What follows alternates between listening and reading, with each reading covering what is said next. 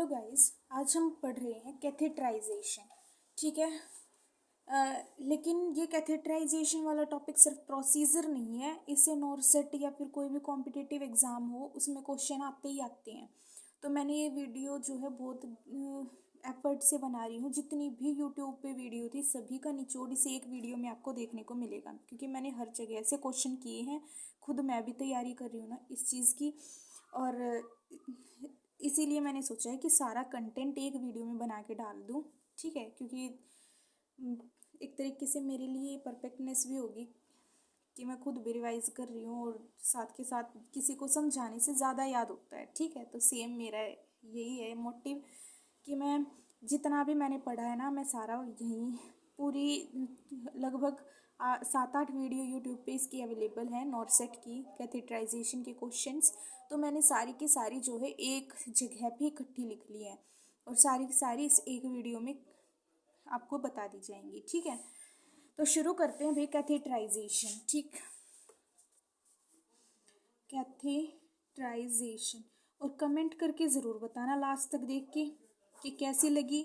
ठीक है, तो कैथेटराइजेशन बहुत इंपॉर्टेंट टॉपिक है। यहाँ से क्वेश्चन आते हैं। क्वेश्चन कैसे आएंगे? सबसे पहली बात आपको पता होना चाहिए कैथेटराइजेशन होता क्या है।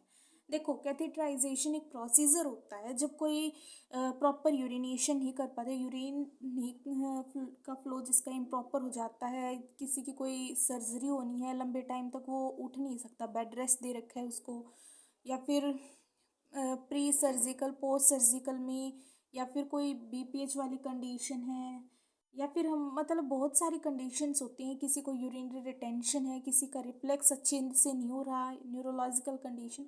तो इन सभी कंडीशंस में जो है हम क्या यूज़ करते हैं? कैथेटराइज करते हैं। ठीक है, कैथेटराइज करने का पर्पस क्या है वो देखा हमने अभी तक। तो कैथेटराइज जो किया जाता है, कैथेटराइजेशन के 5 वैसे बहुत सारे टाइप मिलेंगे। ठीक है, क्योंकि हर जगह से देखा है ना, तो हर एक जगह से 2-2 टाइप नए नए मिले, लेकिन वो सारे टाइप आपको यहीं पे कराए जाएंगे। देखो, कैथेटराइजेशन में हम पहली बात करते हैं, आपका एक होती है फोले कैथेटर।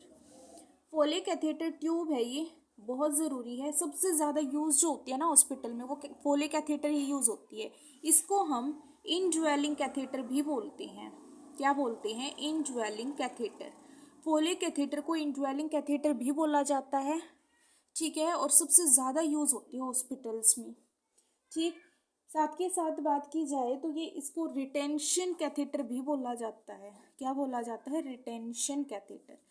ठीक, कहीं पे भी बोल ले, पोले कैथेटर में भी नाम आ सकता है इसका, इंड्वेलिंग कैथेटर में भी, रिटेंशन कैथेटर में भी। क्वेश्चन कैसे बनता है कि most commonly used catheter, type of catheter in hospital.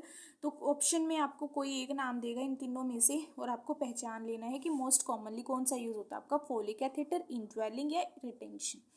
ठीक है, मोस्ट कॉमनली यूज होने वाला है ये आपकी दो, मतलब देखो एक ट्यूब होती है ना, उसके 2 ओपनिंग होती हैं, ऐसे करके आपकी जाती है उस कैथेटर की, है ना। तो इसमें जो ये वे होते हैं ना, इनको बोलते हैं, मतलब कितने वे हैं? 2 वे है, 3 वे है। तो ये फोलिक कैथेटर की आपकी 2 वे भी होती है और 3 वे भी होती है। ठीक है, जो 3 वे होती है वो हम ब्लैडर इरिगेशन करना हो, इरिगेशन जब करना हो ब्लैडर का, तब हम ये यूज़ करते हैं 3 वे वाली। ठीक है, 2 वे वाली हम मोस्ट कॉमनली यूज़ करते हैं डबल ल्यूमेन वाली। इसको हम डबल ल्यूमेन भी बोलते हैं, इसको ट्रिपल ल्यूमेन बोलते हैं।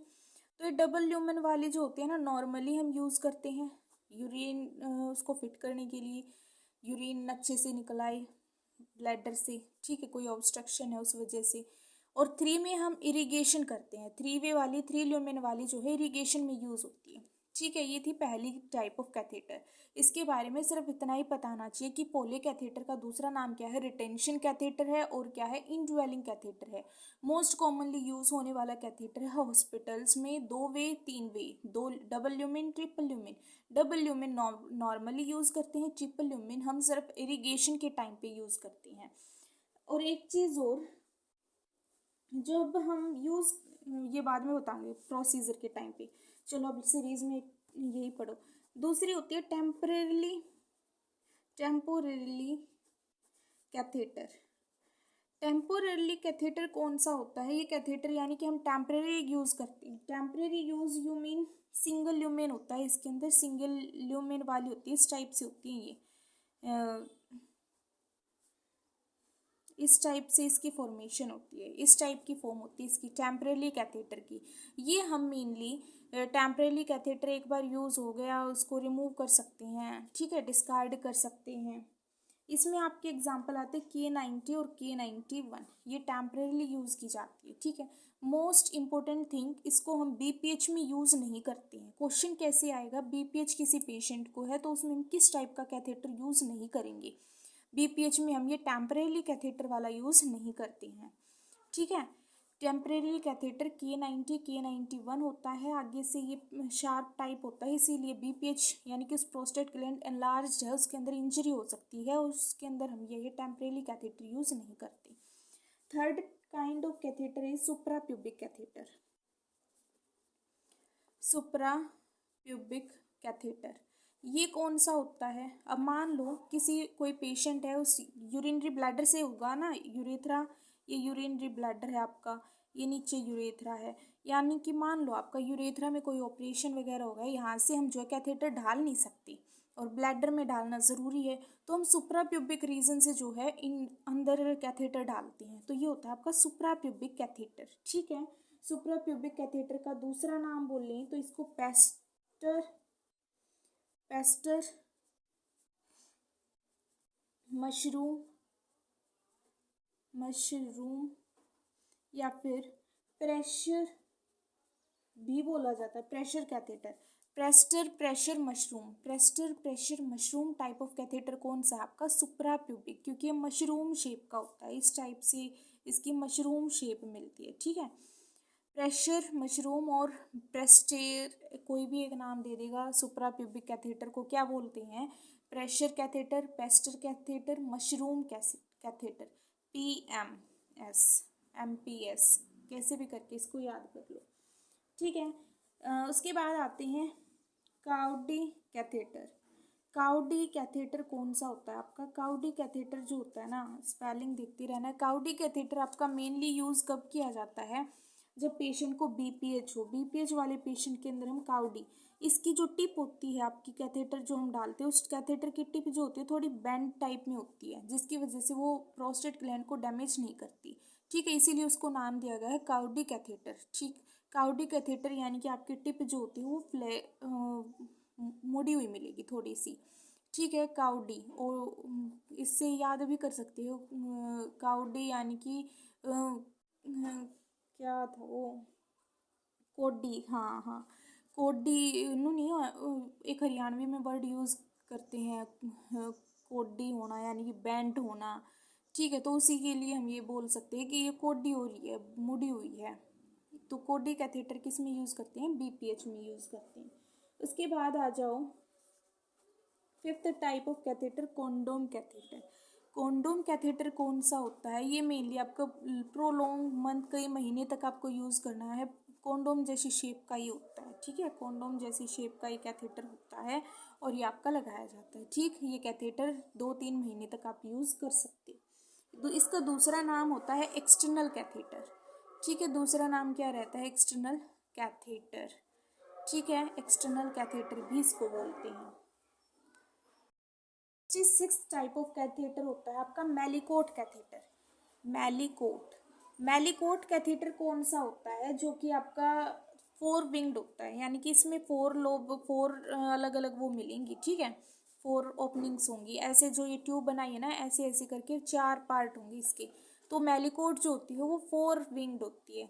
इसका यूज़ हम कब करते हैं? जैसे किसी पेशेंट को नेफ्रोटॉमी करानी है, नेफ्रोटॉमी का ड्रेनेज कराना है, नेफ्रोटॉमी हो गई उसके बाद आपको ड्रेनेज कराना है, तो आप मेलिकोट जो यूज़ करते हैं हम नेफ्रोटॉमी के बाद, MN सीक्वेंस में आ रहा है ना, नेफ्रोटॉमी के बाद आप कौन सा यूज़ करोगे? मेलिकोट, ठीक है। नेफ्रो से पूछा जाए क्वेश्चन, ऐसे ही पूछा जाता है, नेफ्रोटॉमी के बाद ड्रेनेज के लिए हम कौन सा कैथेटर यूज़ करते हैं?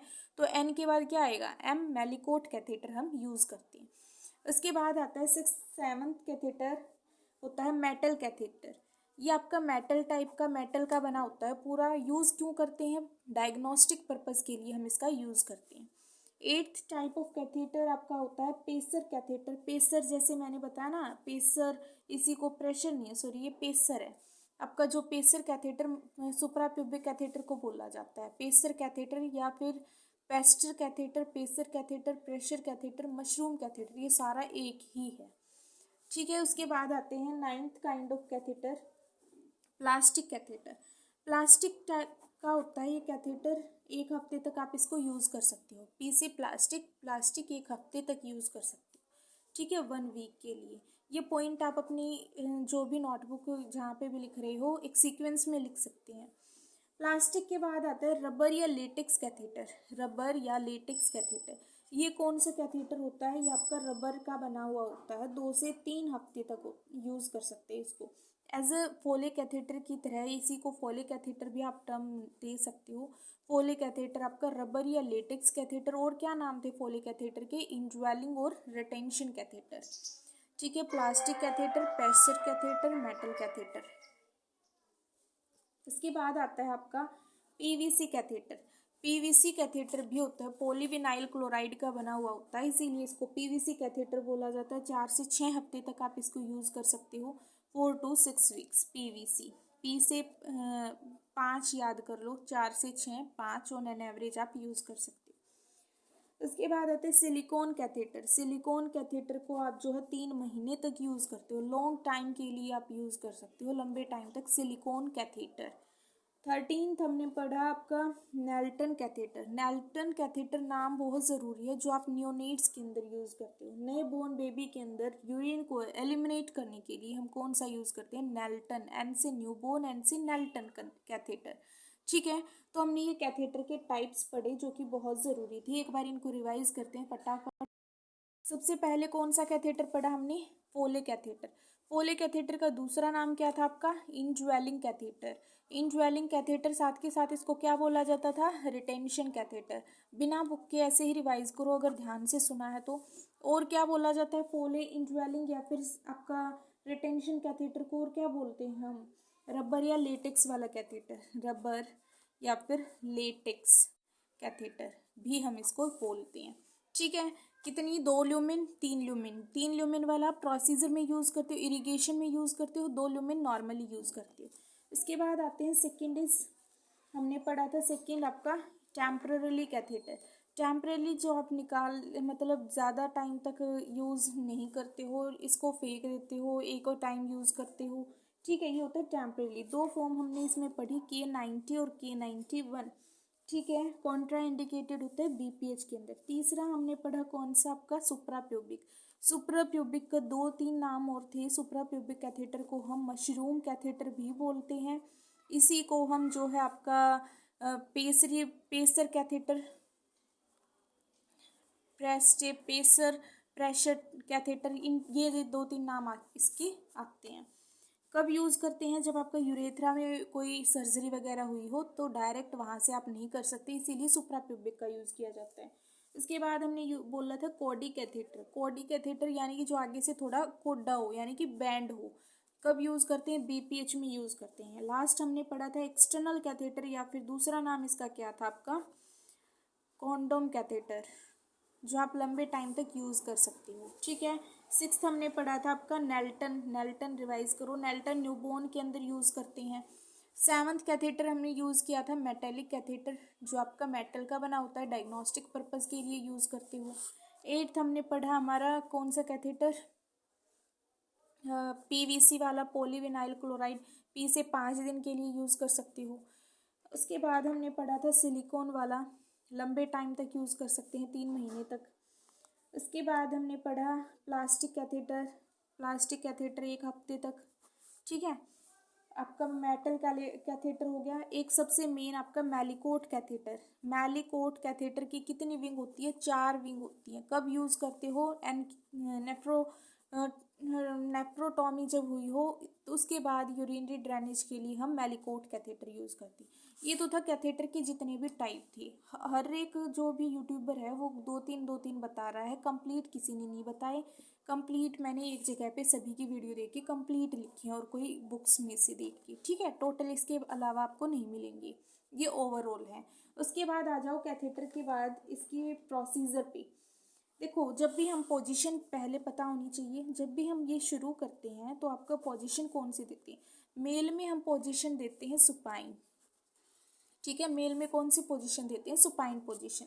रही फीमेल में कौन सी देते हैं, फीमेल में आपका जो सुपाइन लेटा के फ्लेक्स्ड नहीं करके जो पोजीशन होती है उसको हम बोलते हैं dorsal recumbent position. Dorsal recumbent position हम फीमेल के अंदर प्रेफर करते हैं, ठीक है। उसके बाद हम आते हैं नेक्स्ट थिंग इज प्रोसीजर पे। प्रोसीजर पढ़ते हैं। देखो, चाहे मेल हो चाहे फीमेल हो सेम रहेगा, मेल के अंदर फीमेल के अंदर जो डिफरेंस होंगे वो लिखूंगी मैं, ठीक है। सबसे पहले आपको पता होना चाहिए जो भी आपका यूरेथ्रल ओपनिंग होती है उसको हम क्या बोलते हैं, यूरेथ्रल मीटस बोलते हैं, male female both. Urethral meatus, urethral meatus क्या है, आपकी ओपनिंग जहाँ से यूरेथ्रा ओपन करता है। सबसे पहले हम क्या करते हैं, वो ट्यूब लेते हैं। वो ट्यूब जो होती है, आपको अपना सामान सारा सेट कर लेना है, ठीक है। सबसे पहले हम पेशेंट को पोजीशन देंगे। उससे पहले आप अपना वो हैंड हाइजीन वगैरह जो प्रोसीजर करते हो, हाथ धोना, ग्लविंग करना, ये अपना कर लेना। उसके बाद आप करते हो पोजीशन। पोजीशन मेल में कौन सी दोगे, सुपाइन। फीमेल में डॉर्सल रिकम्बेंट पोजीशन। उसके बाद जो आपकी मेल के अंदर जो यूरेथ्रा होता है उसका साइज़ कितना रहता है, मेल के अंदर यूरेथ्रा का साइज़ आपका रहता है 15 से 20 सेंटीमीटर। फीमेल में यूरेथ्रा का साइज़ रहता है 3 से 4 सेंटीमीटर, ठीक है। 3 से 4 सेंटीमीटर मेल के अंदर आपका 15 से 20 सेंटीमीटर। क्या करते हैं हम, सुपाइन पोजीशन दे दी, फिर हम पेनिस को होल्ड करते हैं 90 डिग्री पे। Hold the penis at 90 degree. सुन लो ये चीज़ें, होल्ड करके उसको ऊपर जो आपकी ग्लैंड्स पेनिस पे पोर स्किन है उसको पीछे की तरफ रिट्रैक्ट करेंगे, उसको क्लीन करेंगे रोटेटरी मोशन में, ठीक है। क्लीनिंग पूछी जाती है, क्लीनिंग किस वे में करती है। मेल के अंदर हम रोटेटरी मोशन में सेंटर टू पेरिफेरी उसको क्लीन करते हैं, ठीक है। फीमेल के अंदर हम जो है आपका नॉर्मली प्रोसीजर क्या रहता है, less contaminated to more contaminated move करते हैं। इस पे क्वेश्चन कई जगह देखा मैंने, less contaminated to more contaminated की जगह आपका एक और ऑप्शन देते हैं, इसकी जगह आपका एक वो और ऑप्शन मिलता है, ये अब नहीं आता। लेस कंटामिनेटेड से मोर कंटामिनेटेड तक होता है, अब आता है आपका मोर क्लीन टू लेस क्लीन, ये ऑप्शन मिलेगा, मोर क्लीन टू लेस क्लीन। चाहे आप देख भी सकते हो, क्वेश्चन इस फॉर्म में मिलेगा अब, ठीक है। कैसे क्लीनिंग करोगे फीमेल के अंदर, जब आप कैथेटराइजेशन करते हो तो मोर क्लीन सरफेस से लेस क्लीन सरफेस तक करते हो, ठीक है। ये तो पुरानी बात चली, अब less contaminated to more contaminated. और क्या टर्म यूज़ करते हैं हम जब भी हम ये करते हैं क्लीनिंग, एक टर्म और यूज़ की जाती है क्लीनिंग पर्पज़ के लिए कि हम क्लीन कैसे करते हैं। एक तो आपका ये हो गया, दूसरा होता है आपका from front to back, from front to back, ये टर्म यूज़ की जाती है, ठीक है। ये 3 चीज़ें यूज़ होंगी फीमेल के अंदर। इन पे क्वेश्चन आता है आपका, कैसे क्लीनिंग करते हो कैथेटराइजेशन पे, less contaminated to more contaminated, more clean to less clean, front to back, ठीक है। ये आपका रह गया फीमेल के अंदर। मेल के अंदर वही सेंटर टू पेरिफेरी आप क्लीनिंग करते हो, सेंटर टू पेरिफेरी रीजन पर आप क्लीनिंग करते हो, ठीक है। उसके बाद आ जाओ, अपने पोजीशन दे दी, क्लीनिंग कर दी, उसके बाद हम जो है उसको क्लीन करने के बाद जेली लगाते हैं। मेल के अंदर 5 से 6 सेंटीमीटर तक जो है आपकी जेली लगाई जाती है। 5 से 6 सेंटीमीटर के रीजन तक क्या करते हैं, जेली लगाते हैं ल्यूब्रिकेशन प्रोवाइड करने के लिए। फीमेल के अंदर हम जो है 1 से 2 सेंटीमीटर, 2 से 3 इंच, 2 से 3 इंच तक जो है आपका क्या करते हैं, जेली अप्लाई करते हैं 2 से 3 इंच तक, ठीक है।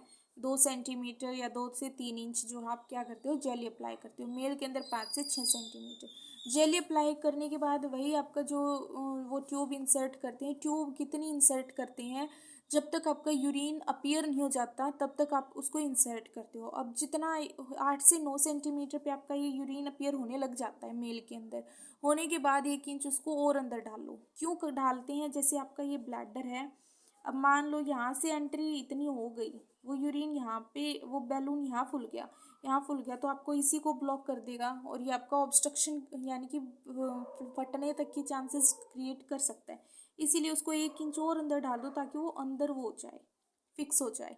ठीक है, इसीलिए हम उसको 1 इंच और अंदर डालेंगे। ऐसे ही फीमेल में है, जब तक यूरिनेशन नहीं होता तब तक आप उसको ऑब्जर्व करोगे, उसके बाद आप जो है 1 इंच उसको और अंदर डालोगे।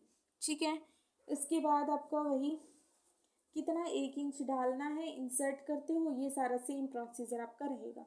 एक चीज़ और बतानी रह गई, जो आप फीमेल के अंदर पोजीशन देते हो, फीमेल के अंदर डोर्सल रिकम्बेरेंट पोजीशन के अलावा आपका क्वेश्चन आ सकता है frog position, frog leg position, frog leg position भी इसको आप बोलते हो। ठीक है, फीमेल के अंदर कैथेटराइजेशन करने पर उस पोजीशन को, डोर्सल रिकम्बेरेंट पोजीशन को क्या बोलते हो आप? Frog leg position. ठीक है, ये था आपका कैथेटराइजेशन क्या है, प्रोसीजर क्या है, पोजीशन क्या दी, ये आपका सारा था प्रोसीजर से रिलेटेड। अब आ जाओ साइज पे, साइज ऑफ कैथेटर की बात करते हैं। देखो, साइज ऑफ कैथेटर, मेल की बात करें तो मेल के अंदर जैसे एज बढ़ती है तो आपका साइज छोटा होता जाता है, बिकॉज ऑफ द बीपीएच की वजह से मेल के अंदर एज बढ़ेगी तो साइज कम होता जाएगा, एज ज़्यादा साइज कम। ठीक है, और फीमेल की बात करें तो एज बढ़ेगी तो साइज भी बढ़ेगा। क्यों? क्योंकि आपके स्पिंचर जो होते हैं ना, वो फीमेल के अंदर वो स्पिंचर जो है उनकी एक्टिविटी कम हो जाती है। ठीक है, स्पिंचर जो है अच्छे से काम नहीं करते, इसीलिए एज ज़्यादा होगी तो उसके अंदर कैथेटर का साइज हम ज़्यादा यूज़ करते हैं। मेल के अंदर कम यूज़ करते हैं बिकॉज ऑफ प्रोस्टेट ग्लैंड। ठीक है, अब आ जाओ कैसे इसके साइज होते हैं। साइज के लिए एक ट्रिक है आपकी, GLBWGORY।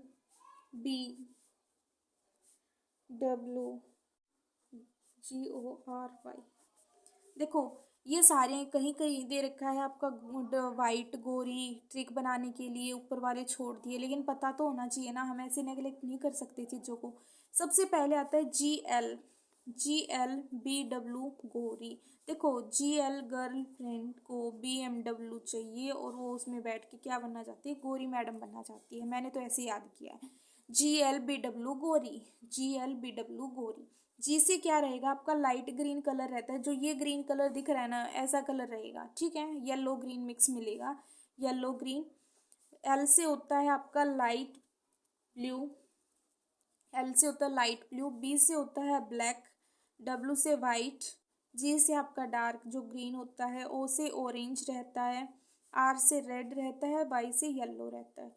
अब इनकी रेंज आपकी शुरू होती है 6 से, 6, 8, 10, 12, 14, 16, 18, 20। ठीक है, 6 से 20 तक।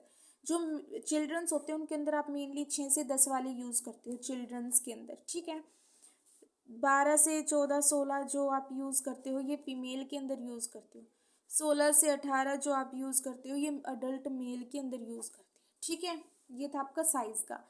ठीक है, GLBW गोरी, GLBW गोरी 6 से 20 तक, और ऊपर वाले चिल्ड्रन के अंदर, बीच वाले आपका फीमेल के अंदर, लास्ट वाले मेल के अंदर हम यूज़ करते हैं। ठीक है, ये थे आपके साइज़। इसके बाद आ जाओ अदर टाइप्स ऑफ कैथेटर। देखो, ये तो थे आप यूरिनरी कैथेटर में जो यूज़ करते हो। अदर टाइप ऑफ कैथेटर कौन से होते हैं? अदर कैथेटर्स, देखो ये भी पता होना चाहिए। सबसे पहले बात की जाए तो सक्शन कैथेटर होता है। इनमें आपको नाम से इनके काम पता लग जाएंगे। सक्शन कैथेटर हम क्यों करते हैं? सक्शनिंग करने के लिए। ठीक है, सक्शनिंग कराने के लिए। एक होता है आपका यौन कावर, यौन कावर कैथेटर। ये हम एस्पिरेशन को प्रिवेंट करने के लिए देते हैं, to prevent aspiration, to prevent aspiration हम ये यूज़ करते हैं। यान कावर to prevent aspiration. Suction catheter भी होता है, 2 टाइप के कैथेटर यूज़ किए जाते हैं एस्पिरेशन में। एक होता है इंटरमीडिएट कैथेटर। इंटरमीडिएट अप्लाई कर दिया, हटा दो, फिर अप्लाई कर दिया इंटरमीडिएट। एक होता है पिग टेल जो कि मोस्ट इम्पोर्टेंट है। पिग टेल कैथेटर आप यूज़ करते हो प्लूरल फ्लूइड को ड्रेन करने के लिए। किस लिए करते हो? To drain pleural fluid. Pleural fluid को ड्रेन करने के लिए हम यूज़ करते हैं pigtail catheter. Pleural fluid को ड्रेन करने के लिए हम क्या यूज़ करते हैं? Pigtail catheter. इसके बाद आपका आता है फ्लैटस। गैस को रिमूव करने के लिए फ्लैटस का मतलब ही होता है ये फ्लैटस कैथेटर। एक होता है आपका रेड रबर कैथेटर, पोले कैथेटर की फॉर्म होती है ऑरेंज कलर का। ठीक है, ये आपके इसी में बस इतना ही याद करो। एक सबसे इम्पोर्टेंट आता है, ज़्यादा ज़रूरी है जो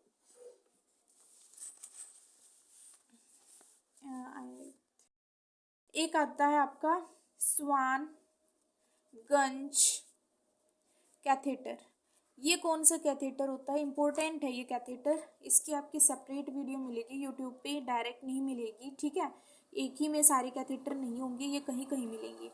स्वानगंज कैथेटर कौन सा होता है? ये आप यूज़ करते हो जब आपको सेंट्रल वेनस प्रेशर आइडेंटिफाई करना है, प्लमनरी आर्टरी प्रेशर बताना है, या प्लमनरी कैपिलरी वेज प्रेशर बताना है, या कार्डिक आउटपुट आप मॉनिटर करना चाहते हो, तब ये यूज़ करते हैं। स्वानगंज कैथेटर के लिए हम जो इंसर्शन करते हैं, कैथेटर कहाँ डालते हैं? लार्ज वीन के अंदर।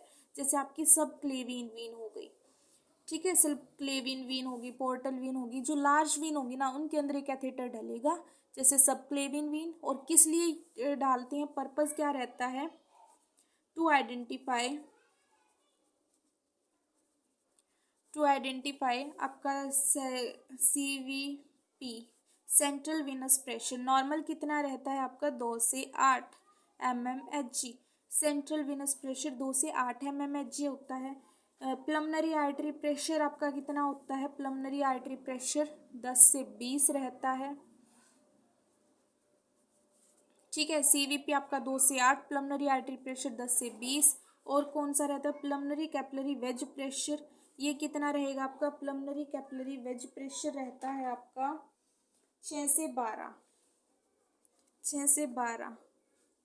एक second, I want to change pen.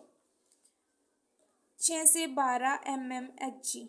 ठीक है, प्लमनरी कैपिलरी वेज प्रेशर 6 से 12 रहता है। ये मैं भूल रही हूँ बार बार, प्लमनरी कैपिलरी वेज प्रेशर 6 से 12 रहता है। ठीक है। उसके बाद आते हैं आपका कार्डिक आउटपुट के लिए। कार्डिक आउटपुट नॉर्मली 8 लीटर हमने पढ़ा है ना, 4 से 8 लीटर इसकी रेंज रहती है। अब देखो इसके अंदर जो आप स्वानगंज कैथेटर यूज़ करते हो तो 5 ओपनिंग्स होती हैं। हाँ, 5 ओपनिंग्स होती हैं। ठीक है, 5 ओपनिंग में अलग अलग कलर होता है। जब भी आप CVP चेक करोगे तो उसके लिए कलर देखो, कलर यहाँ लिख रही हूँ मैं। एक होता है येलो थर्मोमीटर। येलो थर्मोमीटर आपका कार्डिक आउटपुट दिखाएगा। यहाँ से आप कार्डिक आउटपुट पता लगा सकते हो। यानी कि देखो ऐसे आपकी 5 ट्यूब मिलेंगी, कौन सी क्या बताएगी वो बता रही हूँ अभी मैं। ये बना लेना भी जो भी है। 5 ट्यूब बनेगी, वो अलग अलग आपकी कलर कोडिंग होती है जो आपकी अलग अलग मेजरमेंट देती है। जो येलो थर्मोमीटर होता है वो आपका कार्डिक आउटपुट बताता है। ठीक है, CVP आपको पता लगता है ब्लू वाली से। ब्लू प्रॉक्सिमल होती है, ब्लू कलर की होगी, वो आपको CVP के बारे में मैंने BC से याद कर रखा है, B के बाद C आता है, ब्लू कलर CVP का होगा। ठीक है, पैप के लिए होता है आपका येलो, अलग येलो कलर होता है, येलो डिस्टल। ठीक है, वो आप पैप के लिए यूज़ करते हो। एक होता है ग्रे कलर, ग्रे कलर की होती है मेडिसिन के लिए, मेडिसिन के लिए। ठीक है, एक होता है रेड कलर बैलून के लिए, बैलून इन्फ्लेट के लिए। ठीक है, ये कलर कोडिंग है। येलो थर्मोमीटर CVP ब्लू के लिए, PAP yellow, distal grey medicine और रेड बैलून। अब आते हैं नेक्स्ट थिंग, जो आप कुछ अलग अलग टर्म हैं वो पढ़ेंगे। सबसे पहले ब्लैडर इरिगेशन देखते हैं। देखो ब्लैडर इरिगेशन करने के लिए सबसे मेन थिंग है सॉल्यूशन। जो हम बैलून फुलाते हैं, एक चीज़ रह गई थी वो देख लो, जो हम बैलून इन्फ्लेट करते हैं तो उसमें कौन सा सॉल्यूशन डालते हैं? आपको कई जगह जो है NS मिलेगा, लेकिन NS आपका करेक्ट नहीं है। मैंने कई जगह यूट्यूब वगैरह और आपका नया अपडेटेड डाटा देखा तो आपका NS नहीं कंसीडर किया जाता, क्योंकि NS के अंदर नॉर्मल सलाइन के अंदर आपका सोडियम क्लोराइड होता है और वो क्लोराइड क्रिस्टलाइज कर जाता है, और क्रिस्टलाइज करेगा तो वहाँ पे प्रॉब्लम क्रिएट करेगा, यूरिन को क्रिस्टलाइज ही कर देगा। क्रिस्टलाइज होगा तो ऑब्वियस सी बात है वहाँ पे यूरिन रिटेन और होने लग जाएगा और आपका क्या कर देगा, इन्फेक्शन होने के चांसेस बढ़ जाएंगे। इसीलिए हम जो है डिस्टिल्ड वाटर या स्टेराइल वाटर का यूज़ करते हैं बैलून को इन्फ्लेट करने के लिए। ऑप्शन में NS भी मिलेगा, डिस्टिल्ड वाटर भी मिलेगा, but correct is the distilled water या स्टेराइल वाटर। ठीक है, NS ठीक नहीं है। ब्लैडर इरिगेशन के लिए हम क्या करते हैं, ब्लैडर इरिगेशन में जो हम बैग डालते हैं, बैग पुटअप करते हैं, वो 2 से 3 फीट ऊपर है, क्योंकि हमें वो लेना है ना फ्लूइड, इसमें से 2 से 3 फीट के मेजरमेंट पे उसको रखा जाता है। वॉल्यूम कितनी रहती है आपकी, 70 से 100 ml हम सॉल्यूशन की वॉल्यूम रखते हैं। फ्लो रेट रहता है आपका 60 से 40 to 60 GTT पर मिनट, ये फ्लो रेट रहता है। इसमें हम मोस्ट कॉमनली जो सॉल्यूशंस यूज़ करते हैं इरिगेशन में हम कौन सा सॉल्यूशन यूज़ कर सकते हैं, डिस्टिल्ड वाटर हो गया, स्टेराइल वाटर हो गया, distilled water, sterile water, sodium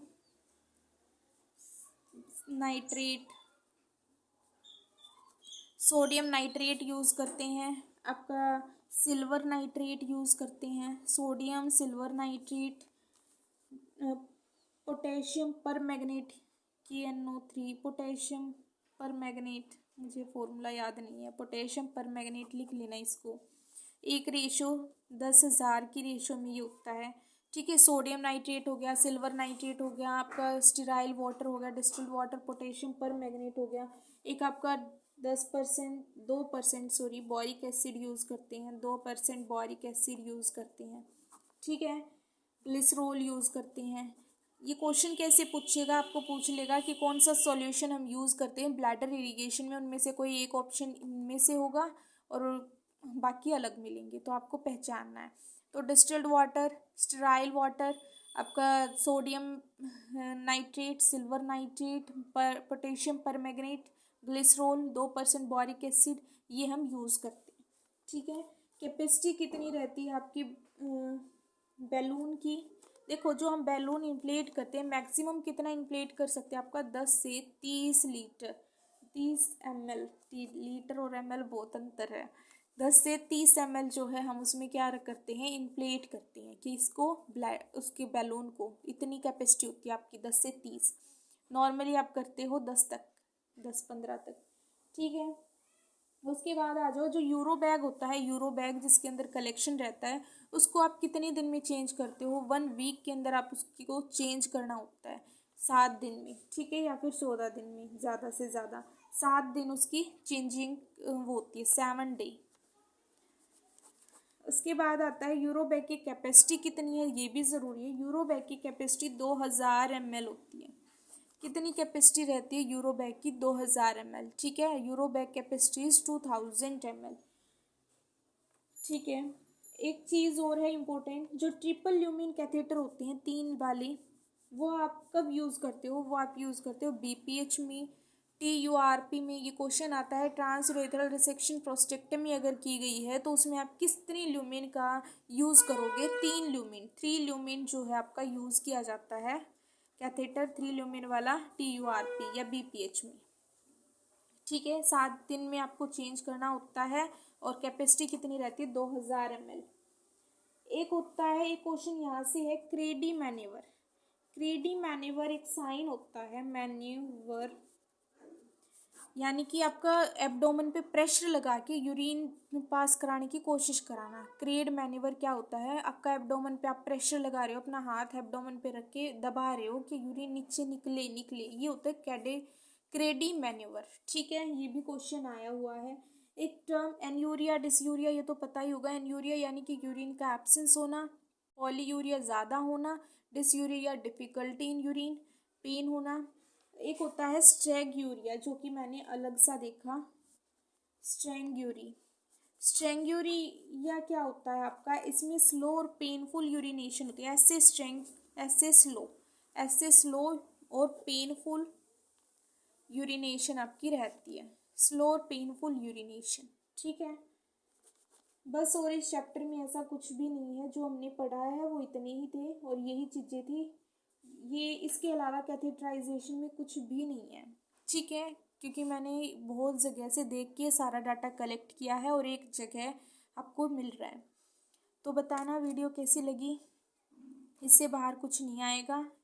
आप इसके अलावा थ्योरी में इससे ज़्यादा पढ़ने की ज़रूरत नहीं है, इससे के अलावा आप क्वेश्चन प्रैक्टिस कर सकते हो। ठीक है, थैंक यू।